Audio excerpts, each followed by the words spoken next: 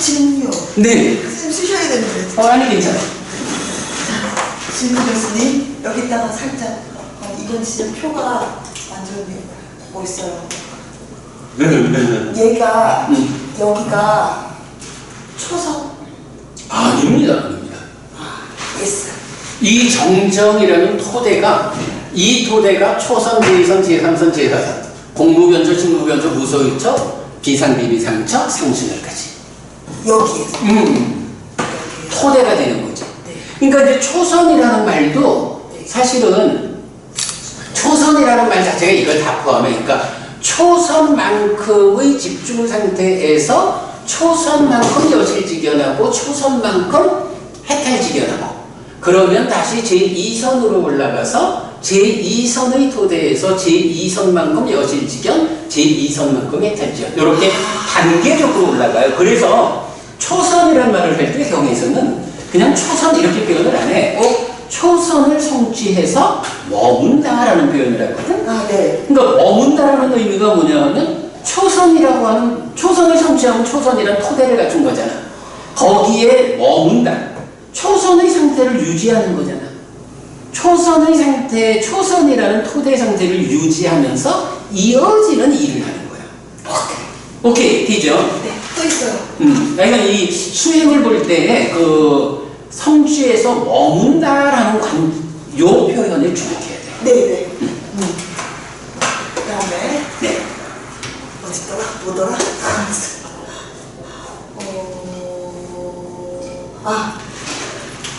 여기가요. 이게 스님 벤다이어그램. 벤다이어그램. 이거 스님 옛날 집합. 벤다이어그램. 집합. 벤다이어그램. 얘가 얘가 사마타예요. 버릇이. 얘가 사마타예요. 요 안에 부분 집합으로 얘가 있어요. 내적인 심의 사마타가 있어요. 그러면 여기에 해당되는 게 있잖아요. 요 부분에 해당되는 거. 이그제풀이 뭐예요? 얘가 사마타, 얘가 엄마예요. 나그네 엄마예요. 여기에 해당되는 게 예를 들면 이게 그 표현이 뭐냐 하면 좋아요. 일단 이제 사마타라고 하는 하나의 개념 위에서 내적인 심의 사마타와 사마타를 같이 보자 하는 건 타당해요. 그런 상태에서 그럼 여기서 이제 지금 말씀하시는 내적인 심의 사마타 밖에 있는 거 이렇게 말할 때 내적인 심의 사마타는 어떻게 표현되냐 하면 경에서 이렇게 심을 진정하고 가라앉히고 삼매에 들고 요렇게 이제 그 경의 표현이 나와. 그러면 그렇게 가라앉히는 일을 통해서 요거 이제 이따 말하겠지만 그렇게 가라앉히는 일을 통해서 법이 드러난다. 지난번에 제가 요 컵 자체도 고정해야 되고 컵 안에 물도 고정해야 된다. 그러면 컵 안에 있는 물이 내 얼굴을 비춰준다 그랬잖아. 얼굴을 비춰주는 게 법이 드러난다 이렇게 표현했죠. 그렇게 법을 드러나게 하는 것으로의 이 컵 안에 물을 그치게 하는 것이 내적인 심의 사마타야. 그러면 이제 그 동그라미 밖에 있는 나머지 사마타는 무엇냐? 라고 하면 좀 전에 메커니즘에서 말했지만 기뻐하고 드러내고 묶여 머물므로써 소망이 생긴다 그랬죠. 네. 그때 기뻐하고 드러내고 묶여 머무는 요 과정을 친밀이라는 말을 하고 그거를 친밀이요? 그건 이제 우리가 번역을 하는 거야. 그러니까 사라가라는 말이 있거든. 그래서 이제 소망이 생겨나는데 그거를 기뻐하지 않고 드러내지 않고 묶여 머물지 않으면 어떻게 돼? 소망이 안 생긴다고. 그러면 가래라는 것이 소망과 탐이 함께한 것을 지시하기 때문에 소망이 생겨나지 않으면 1차적으로 가래가 생겨날 수 없어. 이제 이렇게 기뻐하지 않고 드러내지 않고 묶여 머물지 않음으로써 소망을 생겨나지 못하게 하는 것을 염오라는 말을 써. 염오 이탕 소멸이란 말 많이 하잖아요. 그 염오라는 게 그냥 싫어하는 거, 뭐 넌더리 되는 거 이렇게 이제 보통 말을 하지만 그 의미가 뭐냐면 기뻐하지 않고 드러내지 않고 묶여 머물지 않음으로써 소망이 생겨나지 않으면 1차적으로 가래가 생겨나지 않아요. 요거 염오거든. 그 다음에 염오 다음에 이탐 하잖아. 이제 이탐, 여기 탐이라고 하는 게 이제 우리 족쇄에서 말하는 들뜸이라는 것과 연결되는 개념인데, 이렇게 들뜨지 못하도록 산매의 마지막 과정, 산매의 완성 과정으로 탐에 의해서 들뜨는 이런 현상을 산매의 신으로 억누르는 거야. 그거를 뭐라고 하냐면 탐으로부터 벗어난다. 이렇게 표현하는 거거든. 그럴 때에 염오와 이탐이라는 요 두 가지가 사마타 수행이야. 그거는 심을 그렇죠. 염오 이탐. 그걸 묶어서. 그러면 그게 이렇게 그 심을 가라앉히고 진정하고 해서 진정됐기 때문에 법을 드러나게 해주는 내적인 심의 사마타. 요것도 어쨌든 그치게 하는 거, 진정시키는 거니까 사마타의 일부다 해서 안에 작은 동그라미를 한 거 타당하죠? 그럼 그 밖에 있는 사마타는 뭐냐? 하면 염오 이탐. 그래서 여기서 이제 내적인 심의 사마타에서는 법이 드러나는 일이 되잖아. 염오 이탐하면 어떤 일이 생기느냐? 요걸 심해탈 이렇게 부른다. 심해탈. 우리가 심해탈 해탈 하잖아. 그 심해탈이라는 게 염오 이탐에 의해서 소망과 탐, 즉 가래를 우성하는 두 가지의 소망과 탐이 해소된 상태를 만드는 것. 심이 가래로부터 벗어난 것. 요게 심해탈이고, 그거를 사마타라고 하고, 이제 사마타의 그 지금 말씀하시는 동그라미 밖에 부분, 그게 답이죠.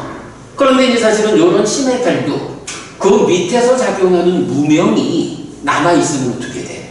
삼매에서 나오면 무명의 작용 때문에 또다시 탐이 생겨나고 소망이 생겨날 거 아니야. 그러기 때문에 마지막에 무명까지를 해소하는, 그 무명이 해소되는 거를 해해탈 이렇게 부르거든. 그러니까 해해탈이 받쳐주는 심해탈. 요게 완성이 되고 그거를 부동의 심해탈 이렇게 말하는 거거든. 부동의 심해탈로 깨달음이 완성되는 거지. 굉장히 중요한 질문인데 예리하네. 그러면 스님 사마타 안에 내적인 심의 사마타는 굉장한 고도의 집중력에 의해 이렇게 제어하는 그 상태라면 그 바깥의 사마타는 불씨가 남아있는 상태인가요? 오히려 더 높은 상태죠. 그거보다 더 오히려 높은 더 상태. 그렇죠. 그러면 고도의 집중보다도 더 해탈에 가까운. 그렇죠. 그러니까 집중이라는 것이 토대가 되는 거라면 그 집중 위에서 해야 하는 역할이 있잖아. 여기서 말하는 사마타는 내적인 힘의 사마타라는 집중에서 법이 드러나면 그 드러난 법에 대한 이후 과정으로 그 법이 드러난다는 게 어떤 판단 부분인가요? 법이 드러난다는 그 말 자체는 어떤 판단의 요소가 있다는 건가요? 요 컵 안에 물이 있잖아요. 요 물이 맑으면 컵의 물 속에다 이렇게 얼굴을 들이대면 얼굴을 이렇게 보여줄 거 아니야. 얼굴이 비춰지잖아. 그러면 그대로 거울이 되어가지고 뭐 얼굴에 때가 묻었으면 씻을 수가 있거든요. 이 컵 속에 물이 내 얼굴을 비춰주려면 첫째로는 컵이 고정돼야 되죠. 컵이 고정되는 거를 여기서 말하는 삼매의 토대를 갖추는 필수품을 갖춘 삼매, 이렇게 고정을 시키는 거야. 그러면 컵이 고정되었다 하는 상태에서 컵 안에 있는 물이 또 자체적인 원인에 의해서 흔들릴 거 아니야. 그거를 안에 있는 물의 흔들림을 진정시켜주는 것. 요게 내적인 심의 사마타야. 그러면 거기서 어떤 일이 생기냐 하면 컵이 고정되었고 안에 물이 완전히 가라앉아 주니까 그러니까 맑은 물이 흔들리지 않게 된 거지. 그러니까 컵 안에 거가. 그러면 얼굴을 비춰줄 때 얼굴을 비춰준단 말이야. 아, 그럼 실상이 요게 드러난다? 그때까지는 아직 실상이라고 말하기보다는 내 얼굴이라고 하는 현상을 드러내 보여주는 거지. 사실이 드러난다? 아니요, 현상이 드러나는 거야. 현상이. 여기서 이제 왜냐하면 조금 이따 우리가 이제 그림에서 그런 표현을 할 건데 사실이라는 말하고 현상이라는 말을 우리가 좀 구분해서 보는 거예요. 얼굴이라고 하는 현상이 보여지면 이제 그게 내적인 심에 삼았다잖아. 그러면 그 다음에 이어지는 법의 윗바사나 무상을 본다라고 하는 게 이제 불교적으로는 무상고 무아라고 하는 전도되지 않은 상태. 아까 그왜 전도된 상신견에 전도되지 않은 상신견에 그랬잖아요. 이런 무상고 무아라고 하는 전도되지 않은 상태로 접근하는. 그래서 이렇게 얼굴을 비춰주기 때문에 그때 내 얼굴을 보면서 이제 얼굴이 보이는 거야. 비춰주니까. 그러면 얼굴을 정확히 볼 수 있기 때문에 이제 그 얼굴을 관찰하는 일을 할 수가 있는 거야. 그럼 그 관찰의 심에서 이 얼굴이라는 게 참으로 태어날 때는 우윳빛 피부를 갖고 태어났는데 얼마의 세월이 지나니까 이렇게 됐더니 나중에는 또 이런 이제 변화의 과정. 그래서 경은 그거를 생겨남이 알려지고 유지됨이 알려지고 없어짐이 알려진다. 이렇게 표현을 하거든. 그러면 이렇게 생겨났다가 유지되다가 없어지는 것을 법이 드러나기 때문에 드러나는 법의 상태에서 생겨났다 유지됐다 없어지는 것을 직접 보는 거야. 마음의 눈으로. 그러면은 이렇게 생겨나서 유지되다 없어지는 걸 직접 보면서도 이거는 항상 한 거요? 이렇게 말하면 바보잖아. 네, 바로 그렇게 생겨나서 유지되다가 없어지는 것을 중요한 조건은 법이 드러나 내 얼굴을 비춰주기 때문에 이걸 볼 수가 있잖아.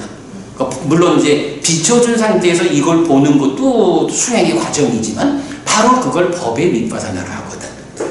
그러니까 그 법의 윗바사나라는 개념이 뒤에 번뇌를 부수는 과정하고 차이를 이제 그렇게 말하거든요. 그래서 이렇게 법의 윗바사나를 통해서 무상을 관찰하게 되면 무상하다라고 정확히 알게 되면 그게 첫 번째 깨달음으로의 여실지견 요 과정이 되거든요. 이게 사실은 굉장히 어려운 개념이에요. 굉장히 어려운 개념인데 그래도 이렇게 흐름은 명확한 거야. 그래서 스님 여기가 법의가 아니라 법을 윗바사나. 그건 뭐 아무래도 좋아요. 법을 의가 아니라 법을 윗바사나. 그렇게 하긴 해야 되는데 이 소유격이라는 게 단지 나의 것 요것만을 말하진 않거든. 이게 우리말에서도 보면 어떤 상황이든 소유격으로 이렇게 대표해서 써요. 그러니까 법의 윗바사나 이랬을 때 법의 윗바사나가 어떤 것을 말하지? 드러나는 법에서 무상을 관찰하는 것. 그게 법의 윗바사나예요. 그러니까 법을 이제 말씀은 맞는 거야. 법을 대상으로 하는 윗바사나잖아. 오케이. 그 말은 맞는데 그거를 표현하기를 법의 윗바사나. 네. 우리는 일상에서 이렇게 살아요. 이렇게 살아요. 말씀 좀 그만하게 해드릴게요. 괜찮아요. 우리는 일상에서 이렇게 살아요. 우리가 한 달에 한 번 만나서 뭐 이 정도. 그런데 MBSR에서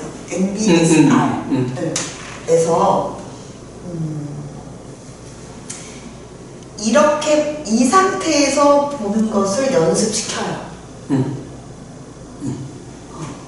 저의 질문은 이 상태에서만 보는 것을 연습시키는 것이 시키다고 과연 효과성이 있겠는가? 를 의심이 드는 거예요. 왜냐하면 이렇게 보려면 얘가 돼야 되거든요. 얘가 되지 않고 그 회기마다 앞과 뒤 뭐 중간중간에 일상 이렇게 보는 것을 이걸로만 보는 것을 연습을 몇 번 시킨다고 되겠느냐? MBSR이라는 게 마인드풀니스 베이스드 스트레스 리덕션 해서 마인드풀니스의 베이스를 둔 거잖아. 마인드풀니스가 원어가 뭐야? 원어? MBSR 마인드풀니스. 원어? 위파사나? 원어?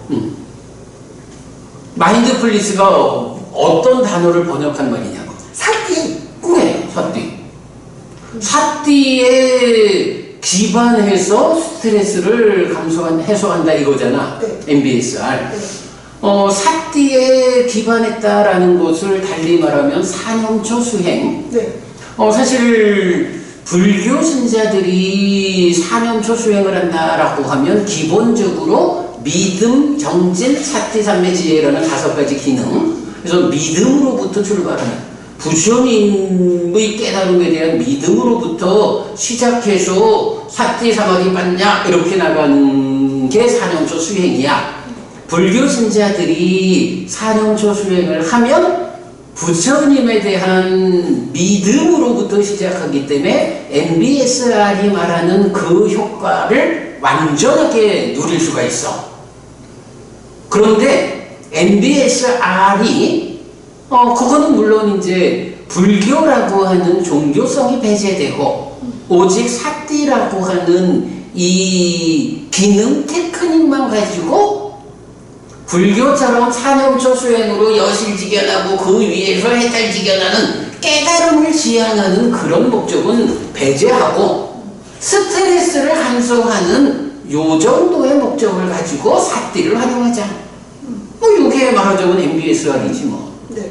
그러니까 MBSR로 접근할 수 있는 것은 믿음과 정진이라는 요소가 배제되었기 때문에 한계가 있다라는 걸 먼저 말할 수 있고 그런 상태에서 그게 가능합니까? 라고 하는데 사실은 사념초 수행으로 여실지경까지 즉 딱가 밖에 있는 몸과 함께하는 영역의 문제를 다 해소하고 접근하는 데까지 오잖아. MBSR이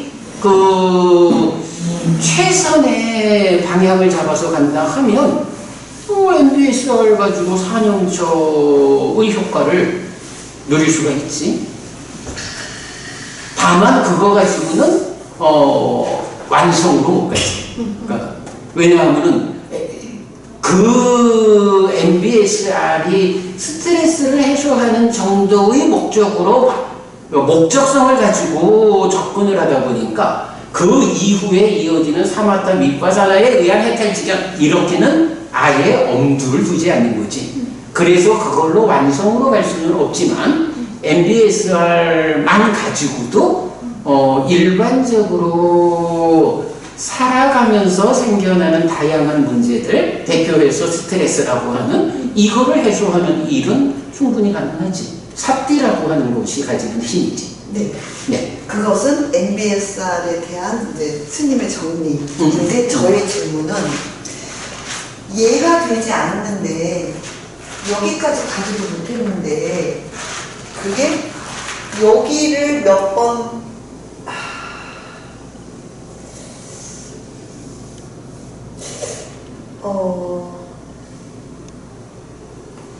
말을 다시 만들면 되겠습니다.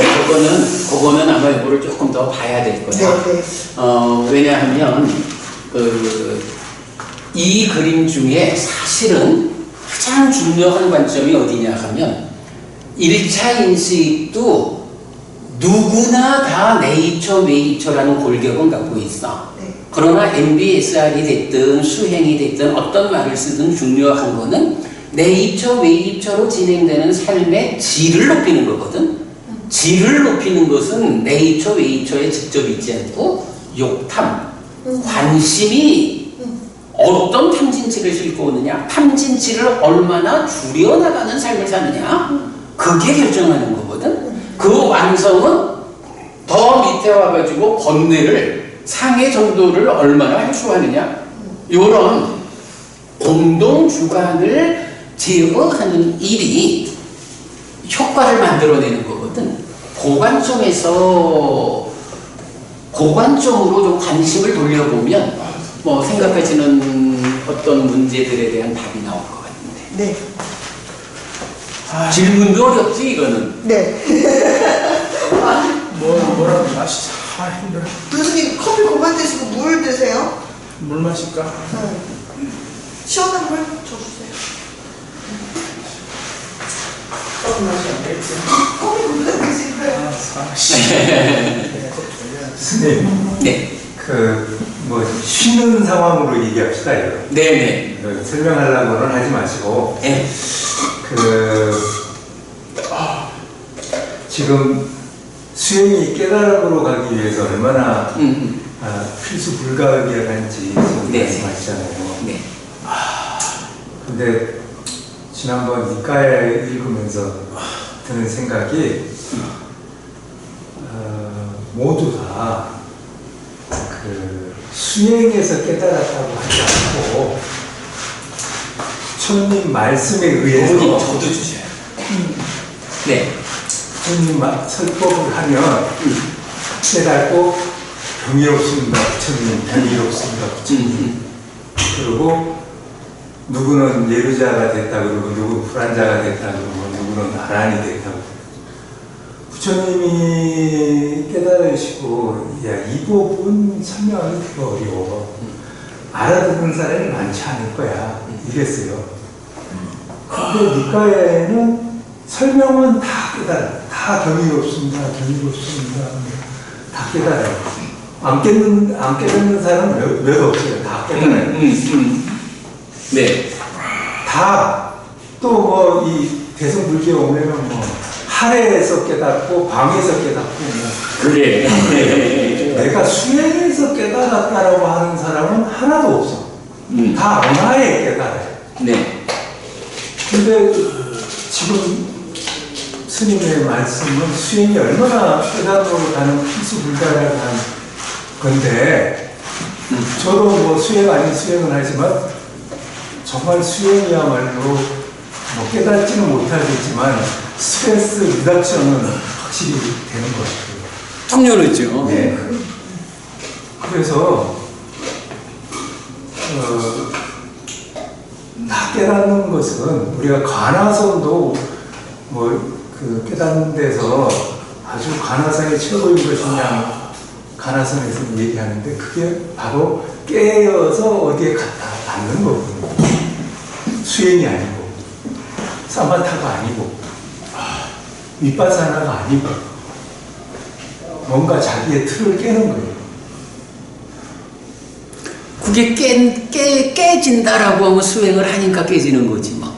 그래서 아니 그래 그 부분이 있잖아. 네. 요 책이요. 요 책에 167쪽에 보면 요게 지금 이제 초전법륜경이라고 보통 말하는 다섯 비구한테 법을 설한 경이거든요. 전법륜경. 전법륜경에서 이제 꼰단야존자가 법안이 열렸다. 뭐 이렇게 이제 나온단 말이에요. 아니구나. 그 다음에 이제 저 무화상경 해가지고 이제 다섯 비구가 아라한이 됐거든. 다섯 비구가 아라한이 되는데 그 과정을 보면 보디왕자경에 이런 표현이 나와요.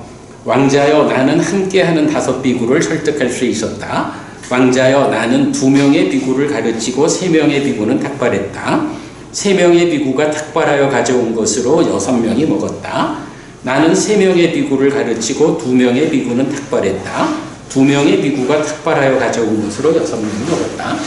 요게 그냥 전법륜경, 무화상경 이렇게 보면 그냥 얘기 듣고 깨닫는 걸로 볼 수 있잖아요. 근데 그거는 이런 과정을 압축해서 보여주는 거고 실제로 지금 이런 표현은 뭐냐 하면 부처님이 다섯 비구를 아라한으로 이끄는 과정이 단지 전법륜경을 설하고 무화상경을 설했더니 그걸 듣고 깨달아 아라한 됐다 이렇게 말하는 게 아니라 불특정의 시간을 지금 말하면서 5명을 놓고 2명한테 지도를 할 때는 3명이 가서 탁발해 온 걸로 6명이 먹고 3명을 지도할 때는 2명이 탁발해 온 것으로 6명이 모았다. 이렇게 말하거든.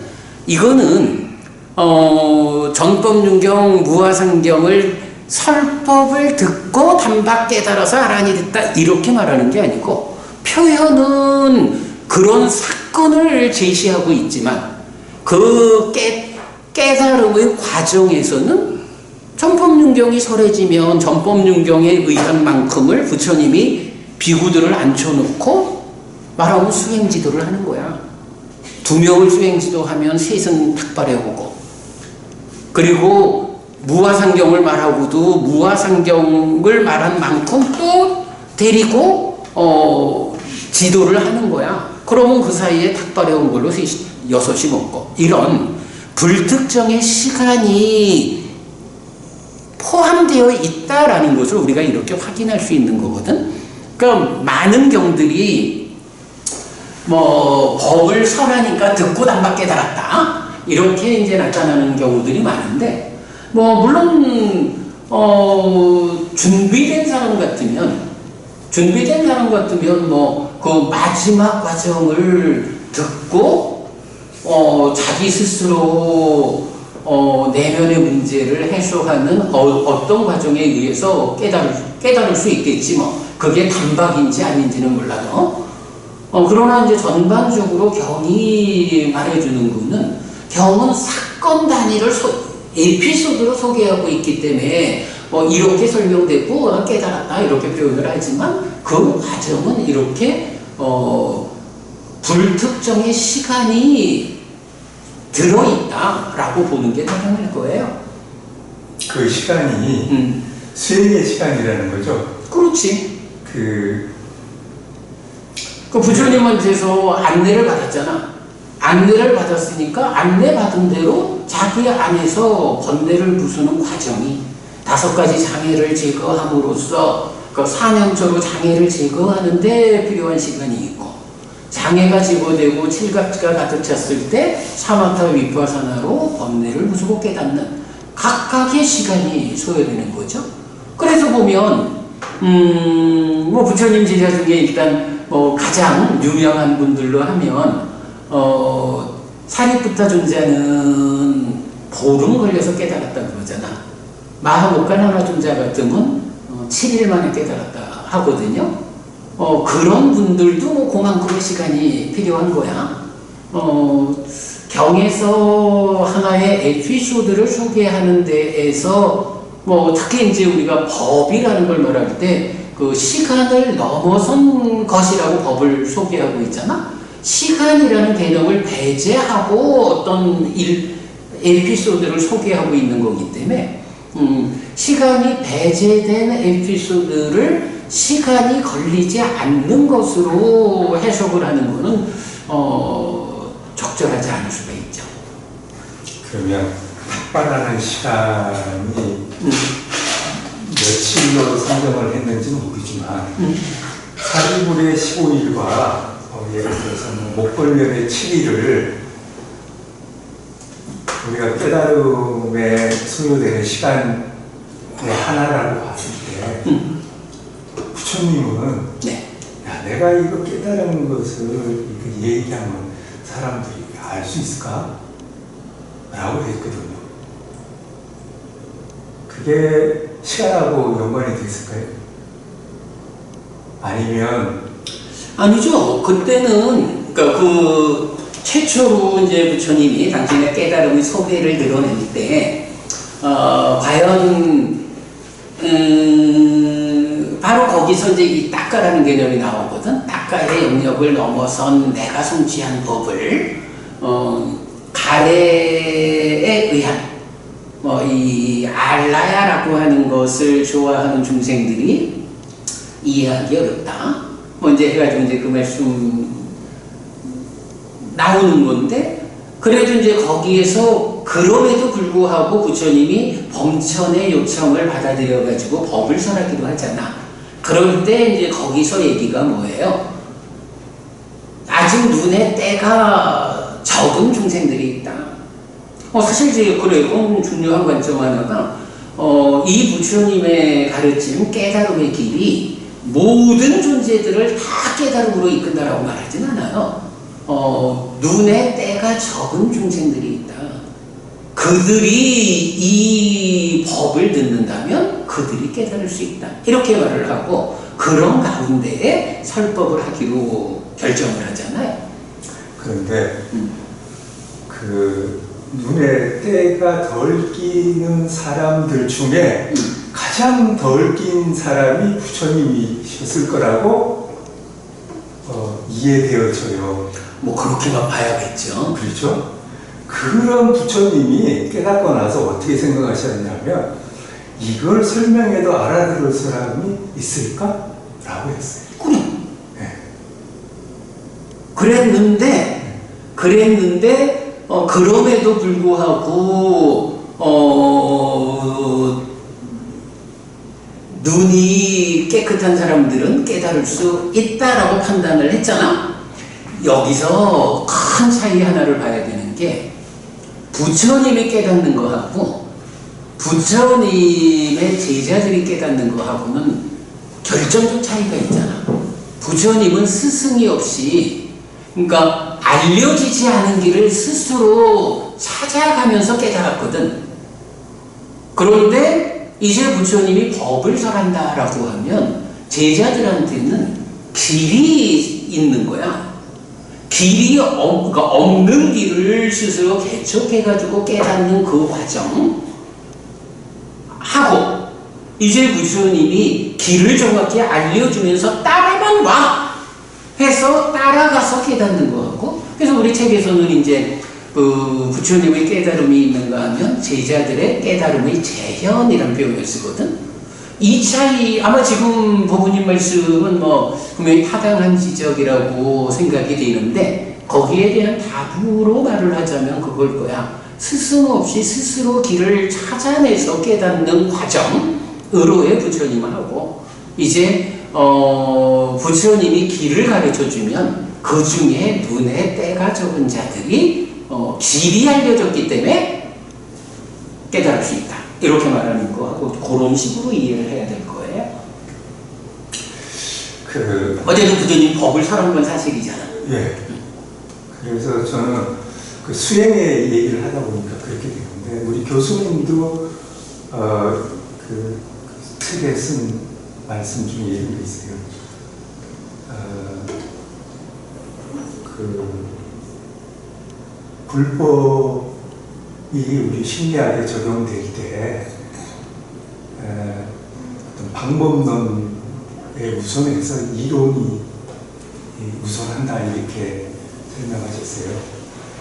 그런 견지에서 제가 그 말씀드리는 게 부처님이 야 이거 내가 깨달았는데 이거 쉽지 않아 라고 했을 때 길만 제시한다고 될 것 같았으면 부처님이 그렇게 생각하지 않았을 것 같아요.